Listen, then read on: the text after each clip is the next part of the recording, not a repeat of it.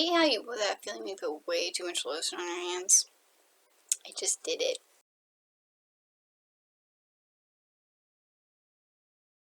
Today I'm taking two topics. My feelings about Christmas presents and and then relationships, and we're going to mesh them together. This is how we're going to do it. If you want to know the full thing about how I feel about Christmas and how secularized it's been, you can watch the video that I made last year about why I don't like Christmas. But basically, I'm focusing on the fact that I don't like how Christmas presents, I appreciate receiving free stuff, I guess is a good way to put it, but Christmas presents drive me insane. That's not what Christmas is about. Christmas is about Jesus. And it's his birthday. Why are we receiving gifts on his birthday? That's my question.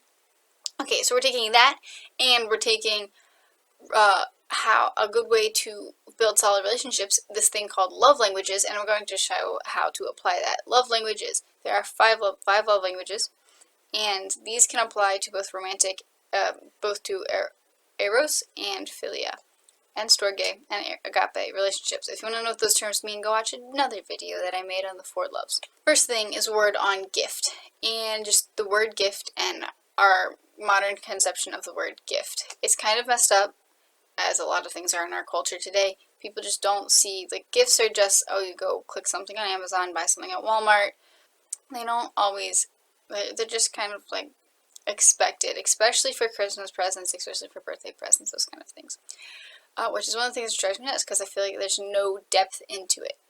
So my theology professor spent so much time, and I loved how she did this. She intertwined all of this basic, fundamental Catholic doctrine stuff in my Theology 101 class, and she tied it back to gift, and God's gift of himself to humanity, and then humanity needing to receive that gift. And it was kind of the theology of gift, the word gift. And the two things that I want to focus on really in this word gift is the fact that gift establishes a relationship of some sort between the giver and the receiver, and gifts need to be given freely with vulnerability, humility, and, well, actually, those things. And then it goes into a third point. The gift needs to be received and given with trust, and this trust is a fundamental part of relationship. And just thinking about that and thinking about Christmas presents, how much is the actual meaning of gift tied into what we use for Christmas, Christmas presents nowadays? It's not. I'm not saying, I appreciate the fact that people are spending money and giving me books and giving me clothes and all this stuff, so that's not what I'm saying. It takes away the focus, and it doesn't really have that kind of depth that gift really should have. What are the love languages? So, like I said, there are 5 of them. It's basically how you receive love in the best way, how you feel loved. This person does X for you and you feel loved. Okay, I'll tell you what the 5 are, and then we'll go into greater depth. But they're quality time, physical touch, words of affirmation, acts of service, and material gifts are one of them. So I'm not saying gifts are worthless. It's just the way that we approach them nowadays that drives me insane. So basically, to give an example, for me personally, my love language is quality time. So we'll get into this, but when somebody spends quality time with me, that's when I feel most loved. Whereas my lowest one is acts of service. If somebody helps me do the dishes, I don't necessarily feel loved. If we're looking at the greater meaning of this word, of what gift is, they don't have to be material, and it doesn't have to be stuff. So what I'm trying to teach you in this video is how to give gifts this Christmas without the whole, material aspect of it. It's going to take risk because you don't know how people are going to accept it, even if their love language isn't gift-giving and it is quality time or it is acts of service. It's going to be kind of weird, unexpected, and it's going to take risk. But love involves risk, so just go for it. Because when you give a gift oriented towards that person's love language, it makes them feel so much more loved and so much more appreciated than if you don't. I have one friend, her family as a whole is just not gift-giving people. They're just not giving or receiving.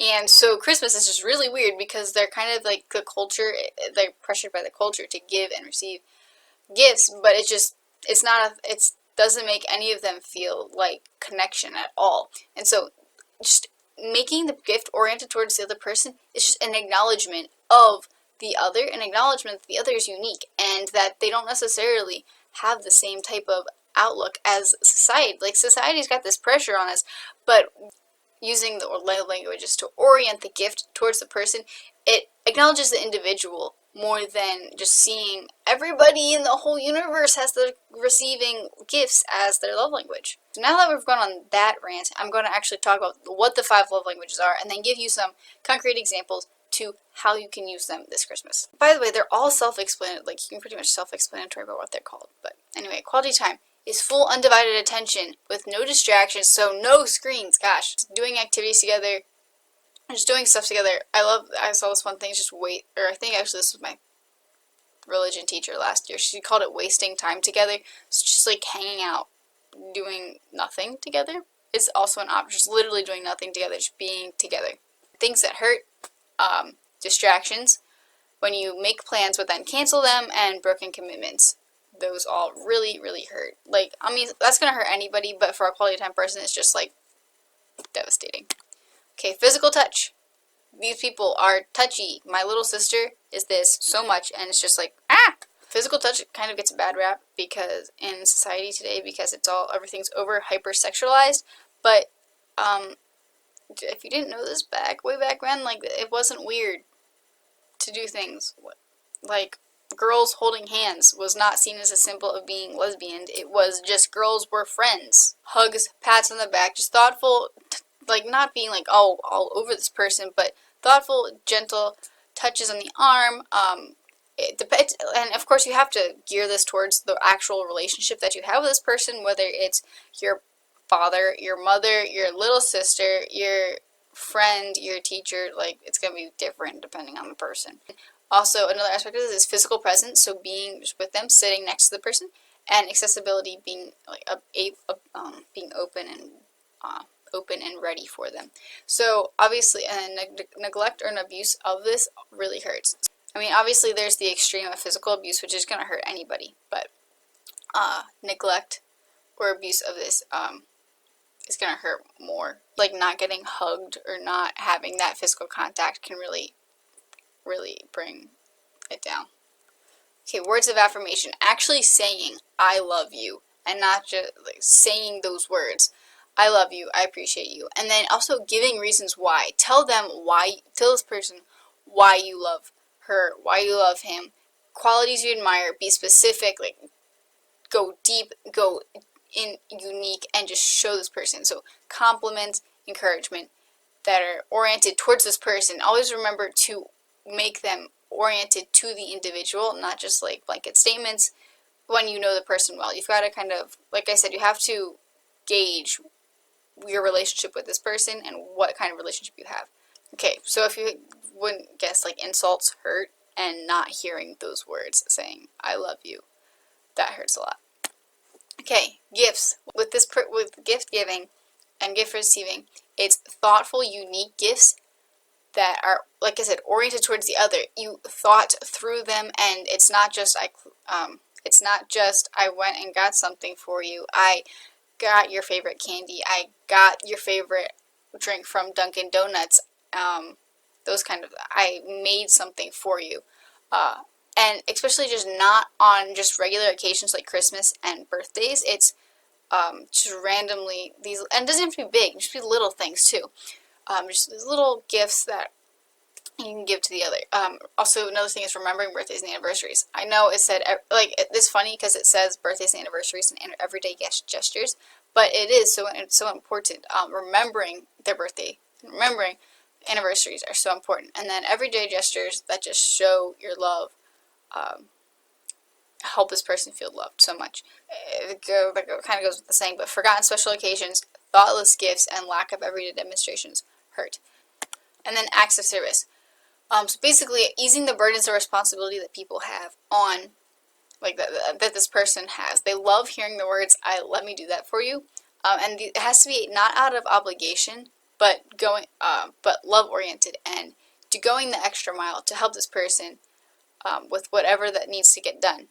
Laziness, broken commitments, and making more work hurt this person a lot. Okay, here are the examples of gifts. So for this Christmas, if you're trying to figure out this one gift for this person, just like, well, figure out what their love language is. Have them take the quiz. If you really want to do it, I'm going to put the quiz in the description. Or you can also might be able to guess by the way they act. You can often tell somebody's love languages by how they show love, not necessarily that your giving love languages is what your love language is for receiving. They're not necessarily the same thing, but how they express love sometimes can show how they love, or how they receive love as well. So, examples. Quality time. If this person is quality time, take them out to eat, go for a hike together, spend a day, or spend time with each other, waste time, like I said. My parents would do day out with mom and dad, and it didn't have to be, it wasn't really a whole day all the time, but we would just go do something together, we would go out to eat, and it was really great. Physical touch. I mean, these are all kind of, like I said, self-explanatory, but like sitting next to the person, hugs, timely touches, holding hands, those kind of things. Words of affirmation, write notes with encouragement or thoughtful comments, write a letter telling how much you love them and why you love them, those kind of things.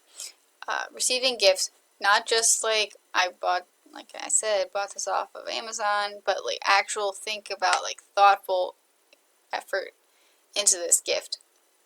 Handmade if you can.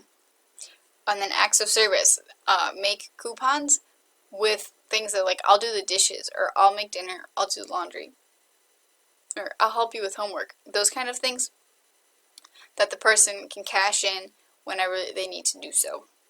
And my last thing, this is about giving love. Giving love language is how you best give love, because you've got your receiving, but you also have a way that you like to give love. Like one of my friends, her primary love language is words of affirmation, and then physical touch.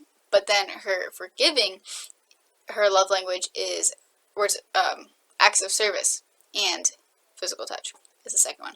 So it's not necessarily the same thing. And then just a quick thing about self-knowledge. You can really tell how you feel about a person in particular. If you know what your love language is, you can tell how you feel about a person by how willing you're able to actually express that love through that love language. So, for example, if your love language for giving is acts of service, but there's one person that you really just don't want to help, it's kind of just a red flag. And it's ability you can grow in charity. It's opportunity to grow in charity for that person.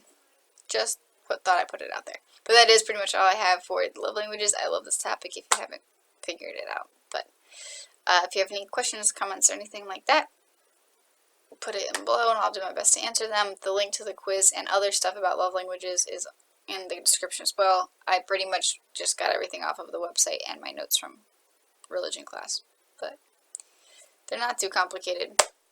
Okay, get holy and have fun doing it.